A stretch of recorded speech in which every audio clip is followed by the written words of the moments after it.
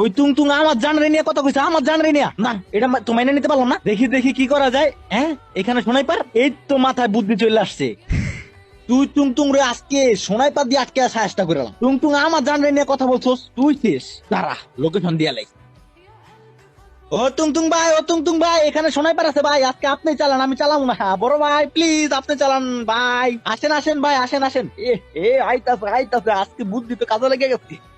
ইয়েলে। আর আমার জানের পটানোর চেষ্টা করবি, একদম দিস নাটকে।